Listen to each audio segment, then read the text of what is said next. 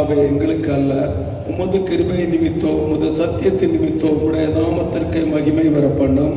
அவர்களுடைய தேவன் இப்போது எங்கே என்று புறஜாதிகள் சொல்வார்கள். நம்முடைய தேவன் பரலோகத்தில் இருக்கிறார், தமக்கு சித்தமான யாவையும் செய்கிறார். அவர்களுடைய விக்கிரகங்கள் வெள்ளியும் பொன்னும் மனுஷனுடைய கைகளிலும் இருக்கிறது. அவைகளுக்கு வாயிருந்தும் பேசாது, அவைகளுக்கு கண்கள் இருந்தும் காணாது, அவைகளுக்கு காதுகளிலும் கேளாது, அவைகளுக்கு மூக்கிருந்தும் நகராது, அவைகளுக்கு கைகள் இருந்தும் தொடாது, அவைகளுக்கு கால்கள் இருந்தும் நடவாது, தங்கள் தொண்டையால் சத்தமிடவும் மாட்டாது. அவைகளை பண்ணுகிறவரும் அவைகளை நம்புகிறவரும் யாவரும் அவைகளைப் போலவே இருக்கிறார்கள். இஸ்ரவேலே, கர்த்தரை நம்பு, அவரே அவர்களுக்கு துணையும் அவர்களுக்கு கேடகமாயிருக்கிறார்.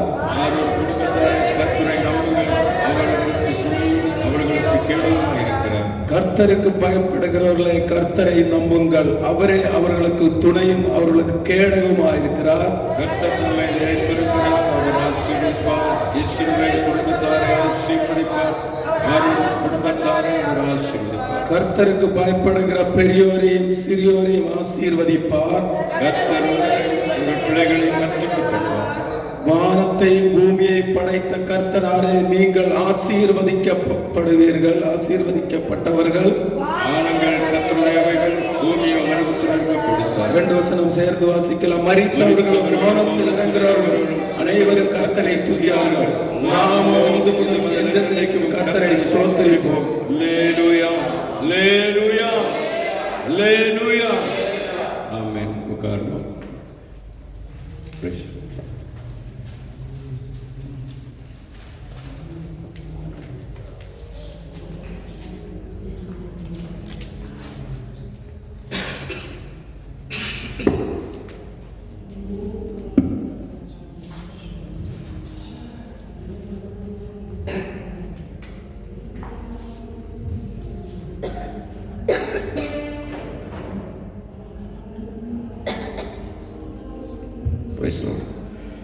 ഉന്നതി വെടിഞ്ഞവനേ,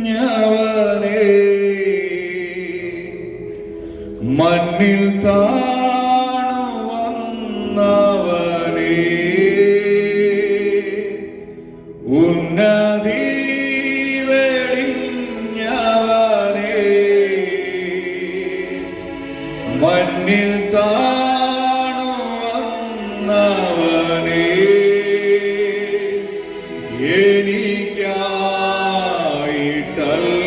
എനിക്കായിട്ടല്ലയോ ക്രൂശിങ്കൽ ജീവനെ തന്നത്,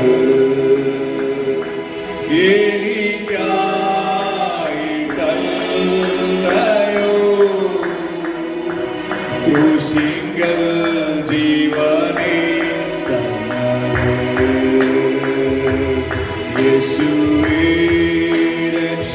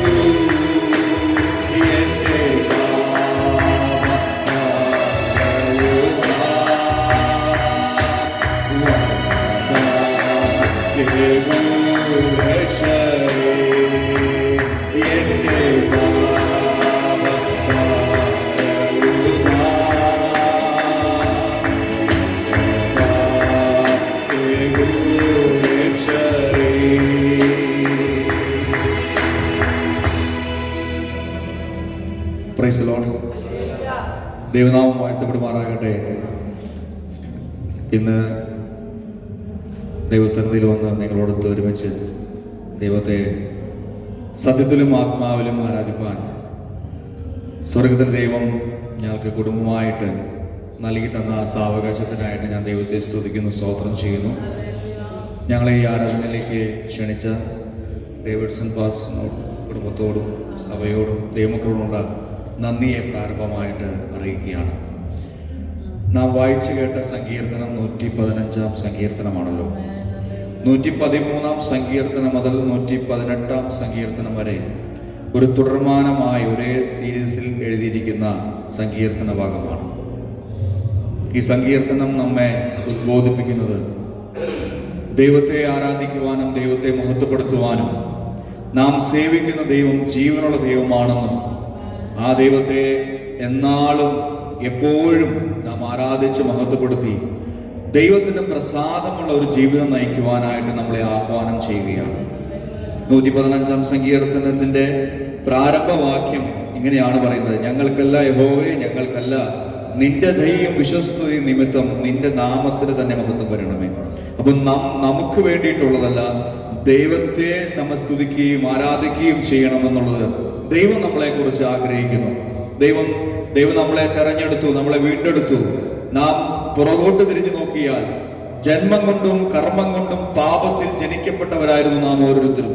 നമുക്ക് വിധിച്ചിരുന്നത് നിത്യമായ നരകമായിരുന്നു. പിശാചിനും തന്റെ ദൂതന്മാർക്കും വെച്ചിരിക്കുന്ന നിത്യ നരകാഗ്നിയിൽ വെന്തിരിയുവാൻ വിധിക്കപ്പെട്ടവരായിരുന്നു നാം ഓരോരുത്തരും. എന്നാൽ എഫേസ്യ ലേഖനത്തിൽ കാണുന്നു, അതിക്രമങ്ങളിലും പാപങ്ങളിലും മരിച്ചവരായിരുന്ന നിങ്ങളെയും ക്രിസ്തുവിലൂടെ നമ്മളെ ഉയർപ്പിച്ചു എന്ന്.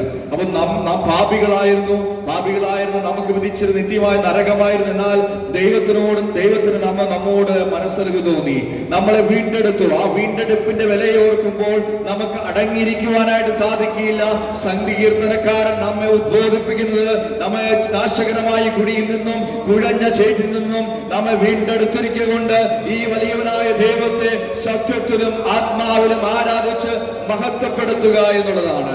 നാം പ്രാർത്ഥിച്ചപ്പോൾ ഓർത്തു, സ്വർഗത്തിൽ ദൂതന്മാർ അവൻ പരിശുദ്ധൻ പരിശുദ്ധൻ പരിശുദ്ധൻ എന്ന് സദാസമയവും ആരാധിച്ച് മഹത്വപ്പെടുത്തിക്കൊണ്ടിരിക്കുമ്പോൾ 24 മൂപ്പന്മാരും 4 ജീവികളും തങ്ങളുടെ കിരീടങ്ങളെ എല്ലാം ദൈവസന്നിധിയിൽ താഴെയിട്ട് അവരെ സദാസമയം ദൈവത്തെ ആരാധിച്ച് മഹത്വപ്പെടുത്തുന്നത് പോലെ സ്വർഗത്തിൽ നിന്ന് ഇന്നേ ദിവസം ഈ സമയം അവരെ സ്വർഗത്തിൽ നിന്ന് ദൂതന്മാർ ഉറ്റുനോക്കുമ്പോൾ ഏറ്റവും നല്ല സുഗ്രാഹ്യമായ ഒരു ആരാധന സമർപ്പിക്കുവാൻ ഹൃദയത്തിന്റെ അടിത്തട്ടിൽ നിന്ന് ഉയരുന്ന സ്തുതി സ്തോത്ര യാഗങ്ങളെ ദൈവസന്നിധിയിൽ നമ്മൾ സമർപ്പിക്കുമ്പോൾ ദൈവം സ്വർഗം സന്തോഷിക്കുവാനിടയായി തീരും. കാരണം നാം സേവിക്കുന്ന ദൈവം അവിടെ പറയുന്നു, നമ്മുടെ ദൈവമോ സ്വർഗത്തിലുണ്ട്.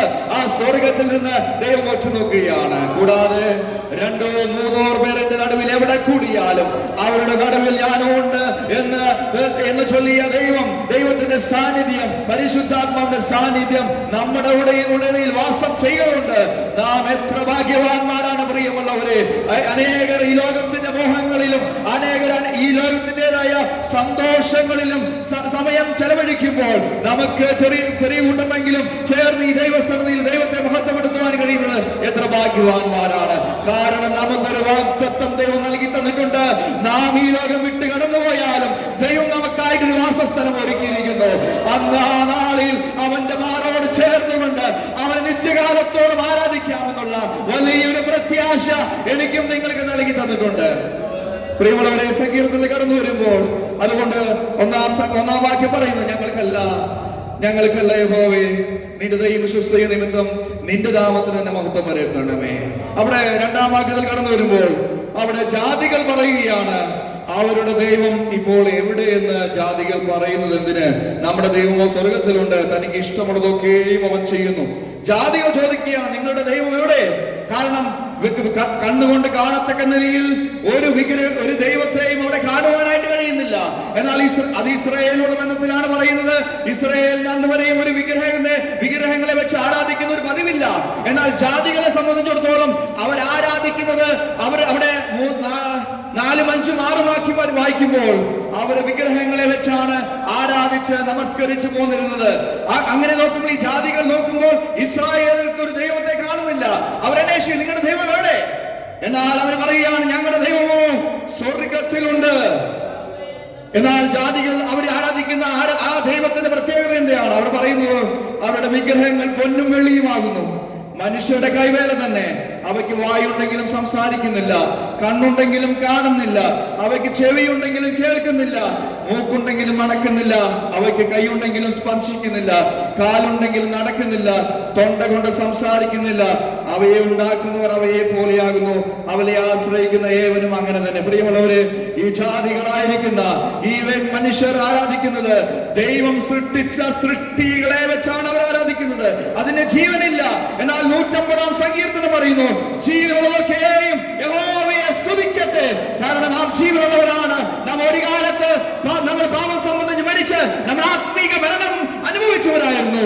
എന്നാൽ നിത്യമായ നരകത്തിൽ വെന്തരിയുവാൻ വിധിക്കപ്പെട്ട എന്നെയും നിങ്ങളെയും കർത്താവായ യേശുക്രിസ്തുവിലൂടെ എന്നെ സ്നേഹിച്ച് വീണ്ടെടുത്ത് തന്റെ മക്കളും അവകാശികളുമാക്കി തീർത്തു. അപ്പാ പിതാവേ എന്ന് വിളിക്കുവാനുള്ള പുത്രത്തിന്റെ അവകാശം എനിക്ക് തന്നു. രാജകീയ പുരോഹിത വർഗമാക്കി, വിശുദ്ധ ജനമാക്കി, സ്വന്തം ജനമാക്കി തീർത്ത എത്ര ഭാഗ്യ പദവി എനിക്കും നിങ്ങൾക്കും നൽകി തന്നു പ്രിയമുള്ളവര്. അതുകൊണ്ട് നാം ആരാധിക്കുന്ന ദൈവം മണ്ണിലോ കല്ലിലോ ഒതുങ്ങുന്നതല്ല. ഈ ലോകത്തെ സൃഷ്ടിച്ച സൃഷ്ടാവാണ്. ആ സൃഷ്ടിതാവിനെയാണ് നാം ആരാധിക്കുന്നത്, സേവിക്കുന്നത്. നാം പാടിയതുപോലെ ഉന്നതി വെടിഞ്ഞ് ഈ താണഭൂമിയിലേക്ക് വന്ന് ഒരു യോഗ്യതയുമില്ലായിരുന്ന, ഒരു ഷേപ്പും ഇല്ലാതിരുന്ന, ആർക്കും ഉണ്ടാതിരുന്ന ഒരു പുഴുവായിരുന്ന എന്നെയും നിങ്ങളെയും ദൈവം തെരഞ്ഞെടുത്തു. പ്രിയമുള്ളവരെ, ഇന്ന് ലോകം നോക്കിയാൽ നമ്മൾ അനേകർ മരിച്ചു പോകുന്നവരുണ്ട്. അനേക മഹാന്മാർ ഈ ലോകത്ത് മരിച്ചുപോയി. എന്നാൽ ആ മഹാന്മാരുടെ ആരുടെയും മരണം ഇന്ന് ലോകം ചിന്തിക്കുന്നില്ല, അറിയുന്നില്ല. അതിനെപ്പറ്റി കൂടുതൽ വിശദീകരിക്കുന്നില്ല. എന്നാൽ ലോകത്ത് ഏത് സ്ഥലത്തും എവിടെയും നോക്കിക്കഴിഞ്ഞാൽ ഒരേ ഒരു മരണം എന്നും ആൾക്കാർ ഓർക്കുന്നു.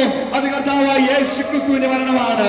ഇന്ന് നമുക്കറിയാം, ഇന്ന് ഗുഡ് ഫ്രൈഡേ ആയിട്ടോ അല്ലെങ്കിൽ ദുഃഖവെള്ളി ആയിട്ടോ ലോകം കർത്താവായ യേശുക്രിസ്തുവിനെ ഓർക്കുമ്പോൾ നമ്മുടെ ദൈവം മരിച്ചവനായിട്ടല്ല, മരിച്ച് ഉയർത്തെഴുന്നേറ്റ് ഇന്ന് പിതാവിന്റെ വലത്തുഭാഗത്ത് നമുക്ക് വേണ്ടി പക്ഷപാതം ചെയ്തിരിക്കുന്നു. വീണ്ടും വരാമെന്ന് വാഗ്ദത്തം ചെയ്തിരിക്കുന്ന ആ നല്ല നാഥനെയാണ് ഞാനും നിങ്ങളും മുറുകെ പിടിച്ചിരിക്കുന്നത്. അതുകൊണ്ട് ഈ വലിയവനായ ദൈവത്തിന്റെ പിൻപാലെ സഞ്ചരിച്ചാൽ ആരും നശിച്ചു പോകുകയില്ല, ആരും നശിക്കുവാൻ അവന് സമ്മതിക്കുകയില്ല. അതുകൊണ്ട് പ്രിയമുള്ളവരെ, താഴോട്ടുള്ള വാക്യങ്ങൾ വായിക്കുമ്പോൾ അതിന്റെ 9, 10, 11 വായിക്കാം.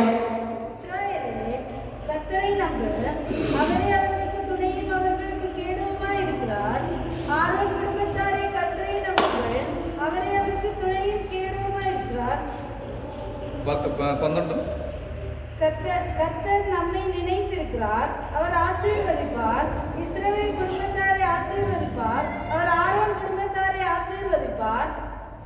പ്രിയമുള്ളവരെ, അവിടെ പറയുകയാണ്, ഇസ്രായേലേ യഹോവയിൽ ആശ്രയിക്കുക, അവൻ അവരുടെ സഹായം പരിചയമാകുന്നു. അഹരോൻ ഗൃഹമേ യഹോവയിൽ ആശ്രയിക്കുക, യഹോവ ഭക്തന്മാരെ യഹോവയിൽ ആശ്രയിക്കുക, അവൻ നമ്മുടെ സഹായം പരിചയമാകുന്നു. ഈ സങ്കീർത്തനക്കാരൻ പറയും, യഹോവയിൽ നമ്മൾ പരിപൂർണമായി ആശ്രയിക്കുവാനായിട്ടിടയായി തീരുമാറാകട്ടെ. നമ്മളെ കൈവിടുന്നവനായിട്ടുള്ള ഒരു ദൈവമല്ല, നമ്മളെ ഉപേക്ഷിക്കുന്ന ഒരു ദൈവമല്ല.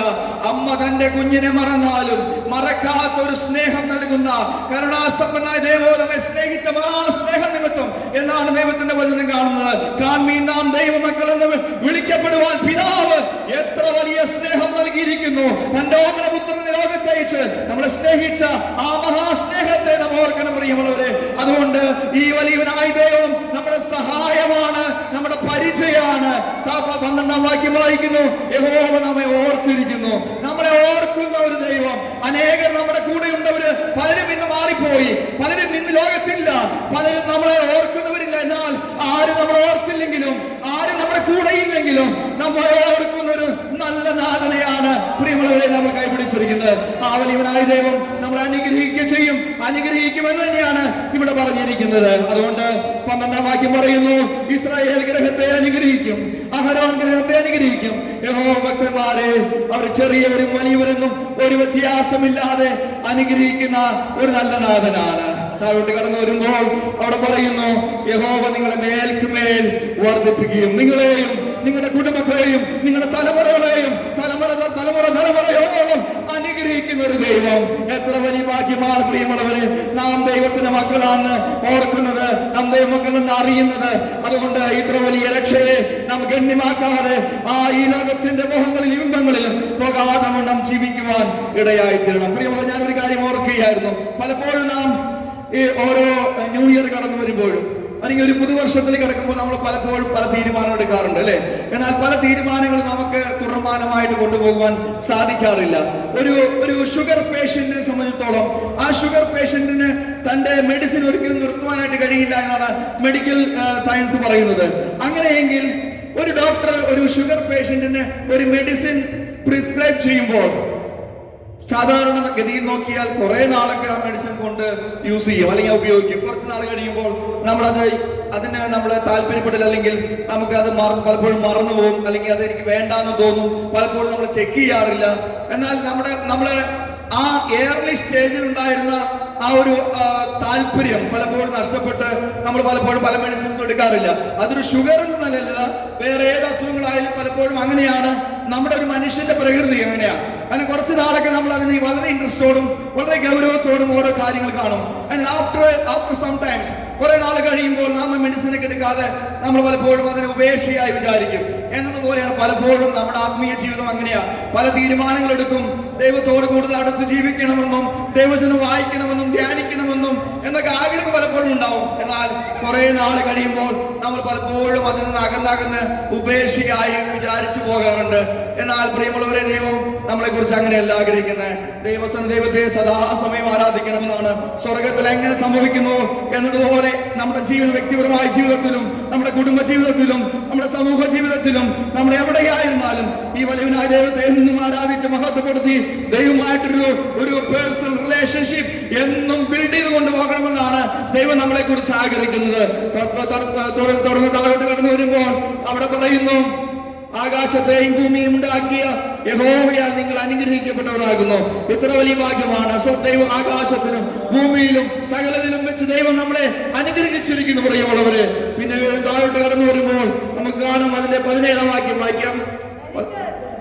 மௌனத்தில் இறங்குகிற அனைவரும் கர்த்தரை துதியார்கள். நாமோ இது முதல் എന്നേക്കും കർത്തരെ സ്തുതിப்போம். ഹല്ലേലൂയ. പ്രിയമുള്ളവരെ, ഇവിടെ മരിച്ചവരും മൗനതയിൽ ഇറങ്ങിയവരാരും യഹോവയെ സ്തുതിക്കുന്നില്ല. മരിച്ചവർ നമുക്കറിയാം, ഇന്ന് പലരും മരിച്ചവരെ ആരാധിക്കുന്നവരാണ്. അനേകർ മരിച്ചവരെ അനേക നാളുകൾ മരിച്ചു കഴിഞ്ഞ് അനേക നാളുകളായി കഴിഞ്ഞ് അവരെ പുണ്യവാന്മാരൊക്കെ എണ്ണിക്കൊണ്ട് അവർക്ക് വേണ്ടി പ്രാർത്ഥിക്കുകയും അവരോട് പ്രാർത്ഥിക്കുകയും അവരിലൂടെ ദൈവത്തെ കണക്ട് ചെയ്യുവാനായിട്ട് ശ്രമിക്കുന്ന ലോകത്ത് അനേകരെ നമുക്ക് കാണാൻ കഴിയും. എന്നാൽ ദൈവത്തിന്റെ വചനം പറയുന്നു, മരിച്ചവരും മൗനതയിൽ ഇറങ്ങിയവരാരും യഹോവയെ സ്തുതിക്കുന്നില്ല. അവരെ സംബന്ധിച്ചിടത്തോളം അവർ ദൈവത്തിന്റെ വചനത്തിൽ നമ്മൾ നോക്കിയാൽ വെളിപ്പാട് പുസ്തകം 6-ാം അധ്യായം 11-ാം വാക്യത്തിലും 1 തെസ്സലോനിക്കർ 4-ാം അധ്യായം 13-ാം വാക്യത്തിലും ലൂക്കോസ് സുവിശേഷം 16-15-ലും വെളിപ്പാട് 14-13-ലും അവിടെ പറയുന്നു, മരിച്ചവർ അവർ സ്വസ്ഥമായി പാർക്കുന്നു, അവർ നിദ്ര കൊള്ളുന്നു, അവർ ആശ്വസിക്കുന്നു, അവർ വിശ്രമിക്കുന്നു. അങ്ങനെ ഇത്യാദി വാക്കുകളിലാണ് ഈ അധ്യായങ്ങളിലേക്ക് മരിച്ചവരെ കുറിച്ച് കാണുന്നത്. അപ്പൊ മരിച്ചവരുടെ അവസ്ഥ എന്ന് പറയുന്നത് അവർ സ്വസ്ഥമായിരിക്കുകയാണ്, ഇപ്പോൾ അവർ നിദ്ര കൊണ്ടിരിക്കുകയാണ്, അവർ ആശ്വസിക്കുകയാണ്, അവർ വിശ്രമിക്കുകയാണ്. അപ്പൊ ഇങ്ങനെയുള്ളവരോട് നാം പ്രാർത്ഥിച്ചാൽ എന്താണ് ഗുണം? ഒന്നും സംഭവിക്കുവാനായിട്ട് പോകുന്നില്ല. അതുകൊണ്ട് മരിച്ചവരോട് പ്രാർത്ഥിച്ചിട്ട് അവരോടുകൂടെ അവർ ത്രൂ ദൈവത്തെ കണക്ട് ചെയ്യുവാനായിട്ട് നമ്മൾ ശ്രമിച്ചാൽ അത് സാധ്യമാകുകയില്ല. കാരണം ജീവിച്ചിരിക്കുന്ന നാളിൽ നാം ദൈവത്തെ ആരാധിച്ച് മഹത്വപ്പെടുത്തേണ്ടത് ആവശ്യമാണ്. മരിച്ചവരോട് പ്രാർത്ഥിച്ച് അത് ത്രൂ കണക്ട് ചെയ്ത ദൈവസന്നിധിയിൽ നാം അഭയം പ്രാപിക്കാമെന്ന് വിചാരിച്ച് നടക്കുകയില്ല. നാം നമ്മുടെ ഈ ലോകത്ത് ജീവിക്കുമ്പോൾ നമ്മുടെ ആത്മാവിനെ ഈ സർവ്വലോകം നേടിയാലും തന്റെ ആത്മാവിനെ നഷ്ടപ്പെടുത്തിയാൽ ഓരോ പ്രയോജനമില്ല എന്നാണ് ദൈവത്തിന്റെ വചനം പറയുന്നത്. അതുകൊണ്ട് നാം ഈ ലോകത്ത് ജീവനോടെ ഇരിക്കുമ്പോൾ ദൈവത്തെ ജീവനോടെ ആരാധിക്കുക എന്നുള്ളത് നമ്മുടെ പരമപ്രധാനം. എന്നാൽ ഒരു ദിവസം അവന്റെ മുമ്പിൽ നാം എല്ലാവരും പ്രത്യക്ഷപ്പെടും. അന്ന് മരിച്ചവരും മൗനതയിരുന്നവരും ജീവനോടെ ഇരിക്കുന്നവരും ഉയർത്തെഴുന്നേറ്റ് തന്റെ ദൈവസന്നിധിയിൽ എഴുന്നേൽക്കുന്ന ഒരു ദിവസമുണ്ട്. അതിനുശേഷം അവനോടുകൂടെ ആരെല്ലാം വാസം ചെയ്യുമോ അവരെല്ലാം ചേർന്ന് ദൈവത്തെ ആരാധിച്ച് സ്തുതിക്കുന്ന ഒരു ദിവസമുണ്ട് പ്രിയമുള്ളവരെ. അല്ലാതെ നമ്മൾ മരിച്ചവരും മൗനതയിരുന്നവരാരും ദൈവത്തെ ആരാധിക്കുന്നില്ല. അപ്പോൾ മരിച്ച അവസ്ഥ നമ്മളിൽ ഉണ്ടാകേണ്ട ആവശ്യമില്ല. നമ്മൾ ഈ ലോകത്ത് മരിച്ചവരെ പോലെ ആകാതെ വണ്ണം ജീവനുള്ള ദൈവം നമ്മളെ ജീവൻ നൽകി തന്നിരിക്കുന്നുണ്ട്. ജീവനോടെ നമ്മൾ ദൈവത്തെ ആരാധിക്കേണ്ടത് ആവശ്യമാണ്. അതുകൊണ്ട് അത് നമ്മുടെ ആത്മീയ നിലവാരത്തിലേക്ക് നമ്മൾ നോക്കിയാൽ നമ്മുടെ ആത്മീയ മരണം സംഭവിച്ചതാണ്. അത് ഏതെങ്കിലും സംഭവിച്ചതാണ് മരണം. എന്നാൽ ആ ആത്മീയ മരണം കർത്താവായ യേശു ക്രിസ്തുവിലൂടെ ഒരു പുതിയ ഒരു വീണ്ടും ചലന നൽകി തന്ന്, ഒരു പുതിയ ആത്മാവിനെ വാസം നൽകി തന്ന് നാം ദൈവത്തിന്റെ മകനും മകളുമായിരിക്കുന്നുവെങ്കിൽ അതോടുകൂടി ആ ജീവനോടുകൂടിയാണ് ഇത് നാം ആരാധിക്കേണ്ടത്. അതുകൊണ്ട് ഈ ലോകത്ത് കാണുന്ന അനേകർ ദൈവത്തെ ആരാധിക്കുന്നുണ്ട്. അവർ യഥാർത്ഥമായി ദൈവത്തെ അറിഞ്ഞിട്ടാണോ ആരാധിക്കുന്നത് നമുക്കറിയില്ല. ഒരുപക്ഷെ അവർ പാരമ്പര്യമായി ക്രിസ്ത്യാനികളായതായിരിക്കാം. എന്നാൽ അവർക്ക് ആർക്കും ദൈവത്തെ യഥാർത്ഥമായി ആരാധിക്കുവാനായിട്ട് സാധിക്കില്ല. യഥാർത്ഥമായി ദൈവത്തെ ആരാധിക്കണമെങ്കിൽ അവൻ ജീവൻ പ്രാപിക്കണം. ആ ജീവൻ എങ്ങനെ ലഭിക്കും? ആ ജീവൻ ലഭിക്കുന്ന കർത്താവായ യേശു ക്രിസ്തുവിലാണ്. കർത്താവായ യേശു ക്രിസ്തുവിനെ സ്വന്തം രക്ഷിതാവായി സ്വീകരിക്കുന്ന ഏവരും അവന്റെ മക്കളാണ് എന്ന് ദൈവത്തിന്റെ വചനം പറയുന്നു. ആ ദൈവമക്കളായിരിക്കും നാം ഓരോരുത്തരും ജീവൻ പ്രാപിച്ചവരാണ്, പുതുക്കം പ്രാപിച്ചവരാണ്. അതിന്റെ അവസാന വാക്യം പറയുന്നു, നാമോ ഇന്നു മുതൽ എന്നേക്കും യഹോവയെ വാഴ്ത്തും, യഹോവയെ സ്തുതിക്കുകയും. ഈ വലിയവനായ ദൈവത്തെ പൂർണ്ണ ഹൃദയത്തോടും പൂർണ്ണാത്മാവോടും പൂർണ്ണ മനസ്സോടും കൂടെ ദൈവത്തെ ആരാധിച്ച് മഹത്വപ്പെടുത്താം. ഈ വചനങ്ങളാൽ ദൈവം നമ്മളെ എല്ലാവരെയും അനുഗ്രഹിക്കുമാറാകട്ടെ. ഇങ്ങനെ ഒരു അവസരം നൽകി തന്ന ദേവദാസനോടും ദൈവസഭയോടും ദൈവമക്കളോടും നന്ദിയെ അറിയിച്ചുകൊണ്ട് എന്റെ വാക്കുകളിൽ നിന്നുകൊണ്ട് ദൈവനാമം വാഴ്ത്തപ്പെടുമാറാകട്ടെ.